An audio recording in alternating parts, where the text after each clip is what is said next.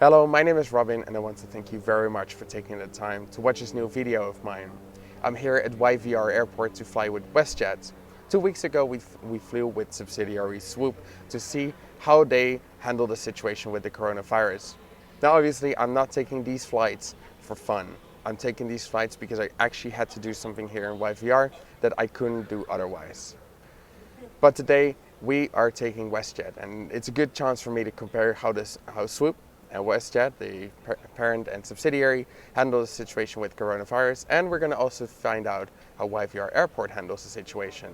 And so far I was able to see that they closed the domestic terminal and they moved all the domestic flights to the international terminal. So this is going to be a really interesting video here today. So please come with me to the terminal, then to the gate, and then we're going to go to Edmonton. So please come with me.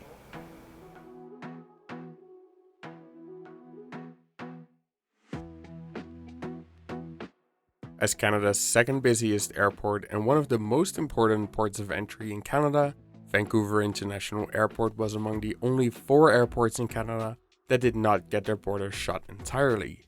Regardless though, YVR has seen its numbers plummet ever since the start of the pandemic. And although we now know how badly the aviation industry has been hurt by the virus, hearing the stats remains shocking.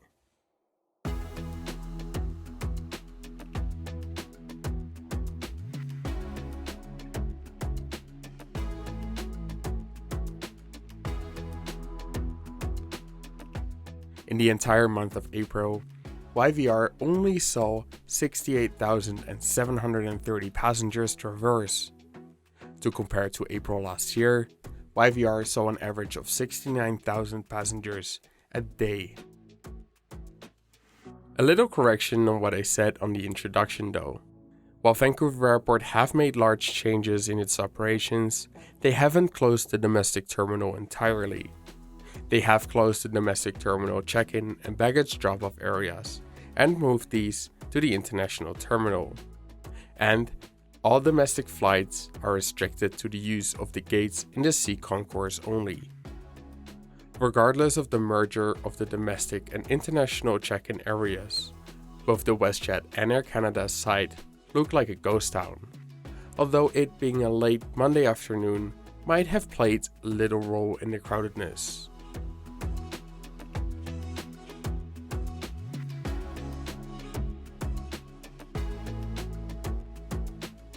Had it not been for the low passenger numbers, I would have never really noticed the carpet YVR have in the terminal. It's custom made and it's called Log Jam, and it's meant to represent logs floating down the Fraser, a river in BC. YVR Airport is very proud of their carpet, so proud indeed that they regularly tweet about it.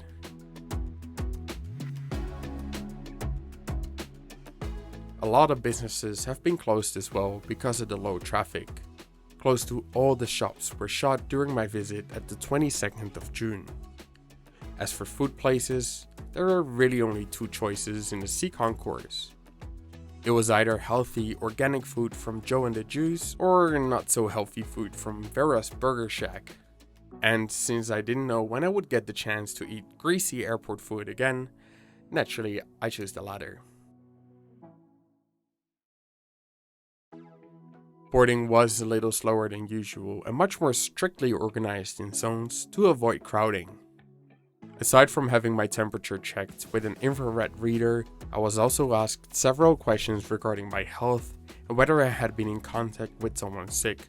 This was something I hadn't seen Swoop doing, and I do doubt the effectiveness of it a little bit. Just like with Swoop though, at boarding I got a wet wipe to clean the seat area with.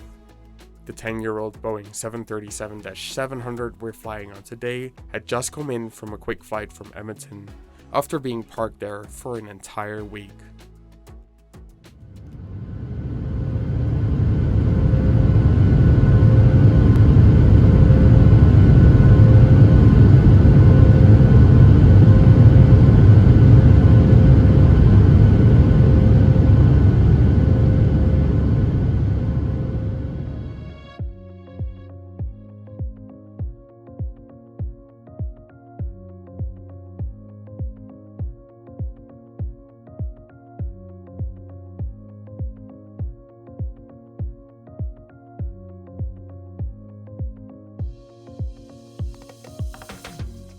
On a normal day pre-COVID, WestJet would easily operate 8 non-stop flights a day between Vancouver and Edmonton.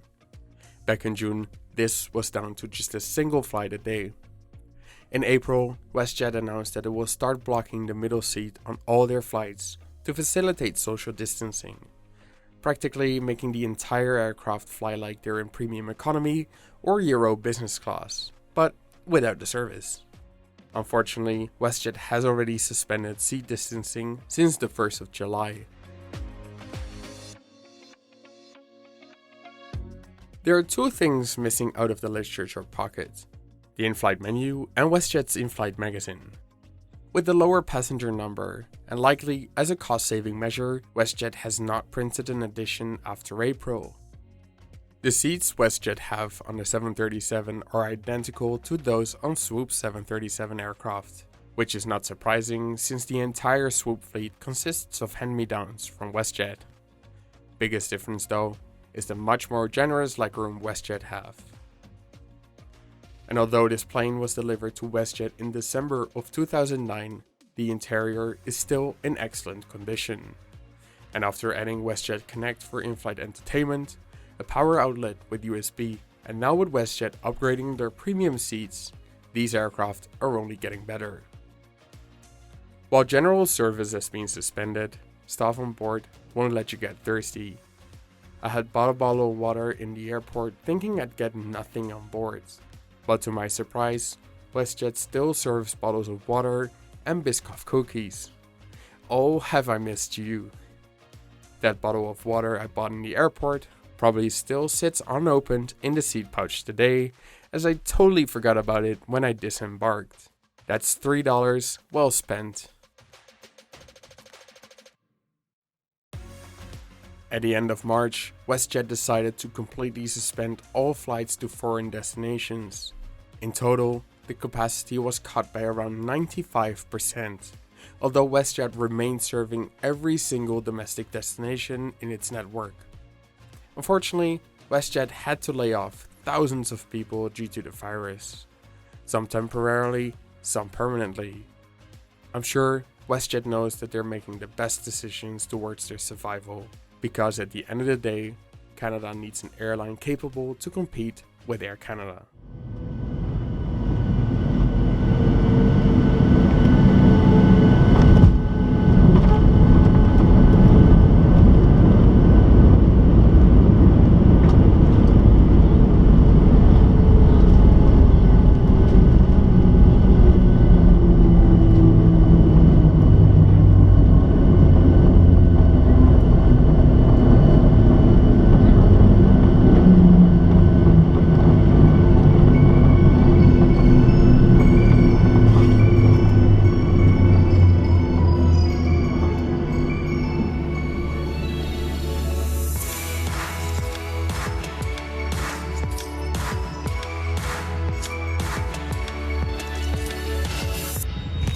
Well, that was it. We're back in Edmonton, and that was my first trip in 3 months. And how have things changed in just these short 100 days?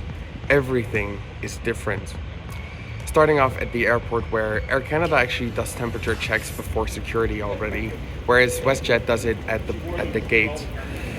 You also get a couple questions asked that you have to answer with no to be able to get on the plane at all, and then you get a wet wipe to clean your seat area. WestJet hasn't suspended the entire service, unlike Swoop. You still get a bottle of water, not everything that you used to get before, but it's just a bottle of water now.